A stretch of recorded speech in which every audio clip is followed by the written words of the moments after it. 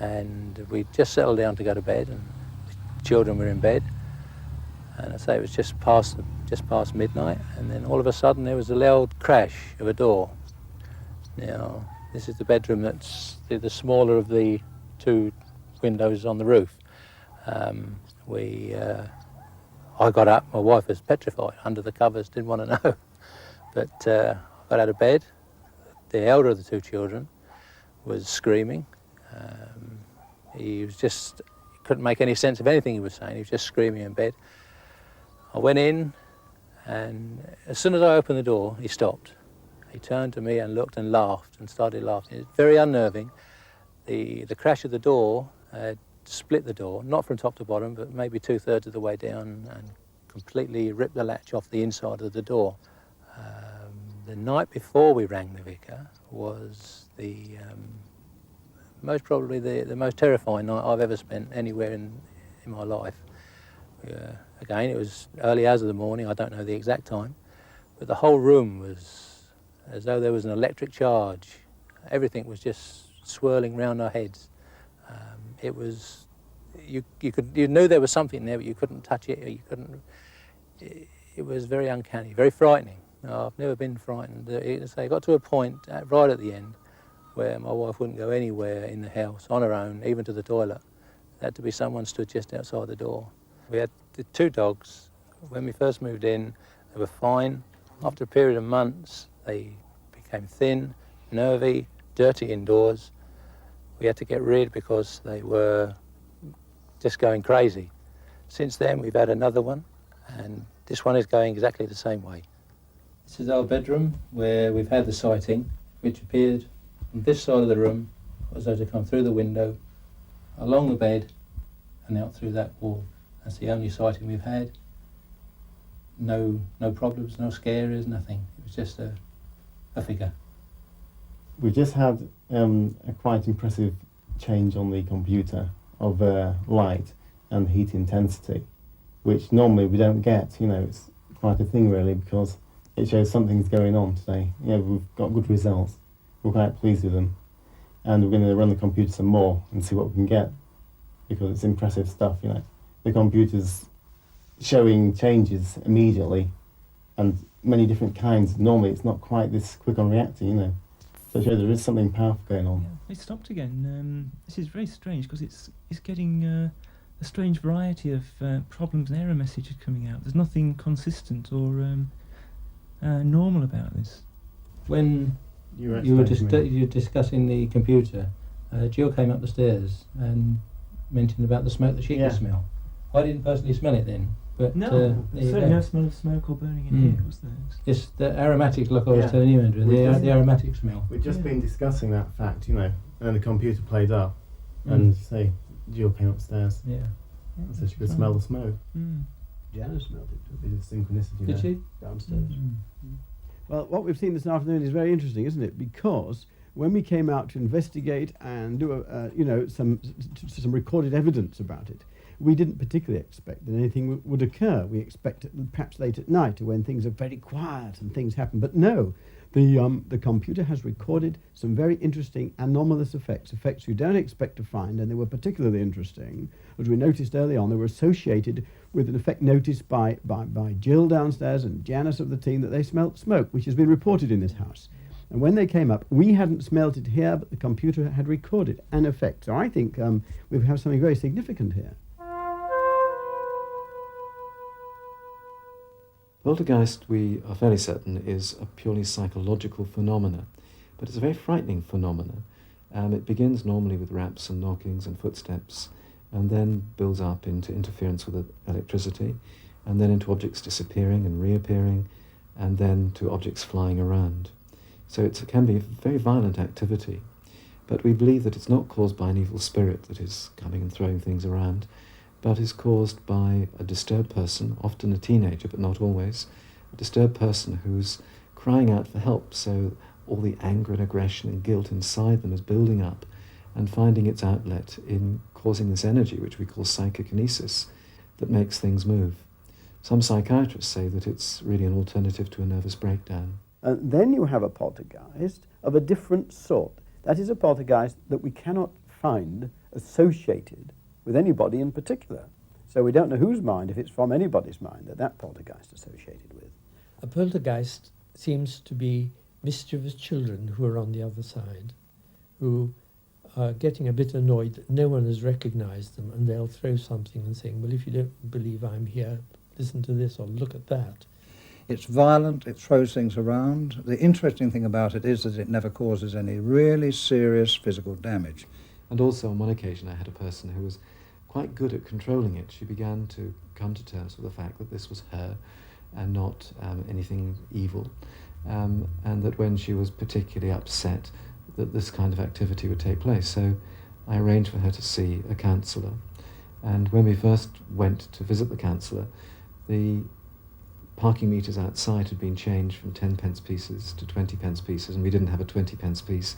And she said, don't worry. And she just looked at the parking meter, and just by looking at it, moved the needle and gave us 2 hours on the clock. In 1977, Maurice Gross and journalist Guy Playfair investigated one of the most celebrated poltergeist cases of recent times in Enfield, North London. It was interesting from the point of view that the media and various other people like police and council employees had already been called in, and they were unable to give any explanation as to what was happening in that house. And when eventually the Daily Mirror rang the society and asked us to come in and try and sort it all out, that I was sent to the case by the secretary because I'd been asking for a case. And when I got there, I realised we had a real case on our hands. The case started, as far as I know, in August the 31st, 1977, when the mother actually experienced furniture moving around and knocking. Came home from work one evening and the wife said to me, when you finish your supper, go down to your sister's, her furniture's moving. I carried on eating my supper, thinking to myself, there's got to be a joke here somewhere in this statement.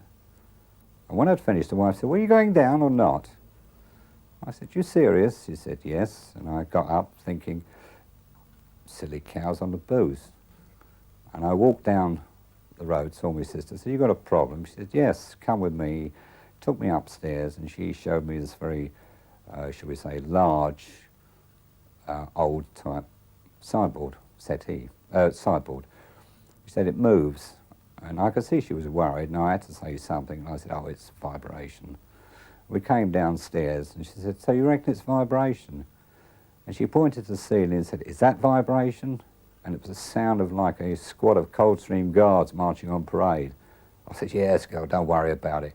I come out and I thought, weird. And I started to investigate, and as time went on, I experienced psychokinetic activity, that's things flying around, small things. Later on, heavy furniture. Later on, we had fires, small fires broke out. And then water phenomena, that is water appearing from nowhere. We had writing on the walls. We had various things that usually happen in poltergeist cases, but not all together. In this case, they happened all together. I think the only thing that didn't get smashed was the television, but everything else did. And mind you, it is a bit off-putting when you see your first settee float up the wall and hover under the ceiling, and you think to yourself, bloody hell, that's a good trick. I wonder how that's done. But a little later you realise it ain't a trick, because you see so many things like this happen. The case surrounded the mother, 2 daughters and 2 sons. The daughters were 12 and 11, and the sons were 10 and 7. The second daughter we considered to be the epicenter of the whole case. In other words, she was the one that the most of the activity surrounded. Leaving the room one night, Janet was on the settee, and suddenly she moved. She came up about 12 inches, and she was literally thrown at me in the doorway. I went one way, she went the other. I laid on the floor thinking, Christ, they're never going to believe this in casualty. Got up thinking of Janet, thinking she'd been hurt, but she was still asleep. And we put her back on the settee. Levitation was something that was hotly discussed in the case, because here we had 2 independent witnesses outside in the street who actually saw Janet floating round the room, followed by various things, books and pillows, floating round after her. My brother-in-law turned up and said, "What's all this rubbish about Peggy and her bleeding poltergeist?" I said, "Come with me." We goes down to my sister's. She was in the house. I said, "Look, Peg, David, can I bring him in?" She said, "Yeah, come here. Everybody else is here. You bring him in." We walked in the room. Everything was tipped over the floor. Total chaos. And he went, "Oh, my God, what's all this?" And sitting in the chair was one of her children. And suddenly, the chair moves with a child on it. Well, poor Dave, he just couldn't believe what he was seeing. He just backed off. And the funny thing was that when he backed off, he goes to open the living room door, and the door handle broke. Now, to this day, I don't know what frightened him more, the child moving in the chair or the door handle breaking his hand. He come out, poor bloke was petrified. The mother and the girls had told us time and time again that when they were in bed at night, very often, the bedclothes used to fly up off the bed on the wall. We actually have a photograph of the bedclothes going up the wall near the window and the curtain billowing out into the room. And you can see them drop down again, and Janet's just lying in bed there with her hands across her stomach, and Margaret's in a separate bed. They're not doing anything. And when I went there, I only had 14 hours, but I went with Alan Gould. We both got a bit of experience in the field, and all we could see were 3 children taking the researchers for a ride. Now, we were never allowed into the bedroom. We had to stand outside on the outside the door, and there's all hell let loose. So you go in, and there's a girl saying, "It happened again," with smiles all over her face. And then, of course, came the most controversial part of the whole case, where the voice spoke through the girl. Gaston, Gaston, Gaston, Gaston, Gaston. Mr. Playfair, Mr. Fairplay, Mr. Dogface. Now, this girl used to speak up to 3 hours at a time, not continuously, of course, up to 3 hours at a time, without once clearing her throat. 2 years before I died, I went blind. Then I had an hemorrhage, and I fell asleep, and I died in a chair in the corner downstairs. I think that probably in the early days there may well have been a genuine poltergeist outbreak there. Skeptics, yes, I've had plenty of trouble with skeptics, but as far as I'm concerned, it doesn't worry me. Their skepticism doesn't mean anything, because we know what we experienced, and that's the end of the story as far as we're concerned. Getting rid of ghosts is a serious business. Exorcism is really only appropriate with people, and then only appropriate in very few cases. Those of us in the Church of England who are involved in this work say that it's about 1 case in 500 where we would carry out an exorcism, because most people need counselling or forgiveness, or they need to be blessed or healed.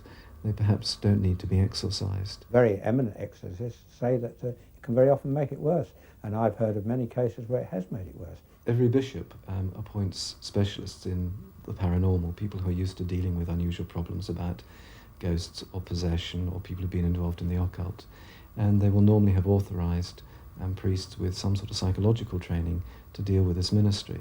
So most people who are troubled end up by going to see their local priest, and the local priest will then investigate the case and report it to the bishop, and the bishop will then appoint another priest to follow it up.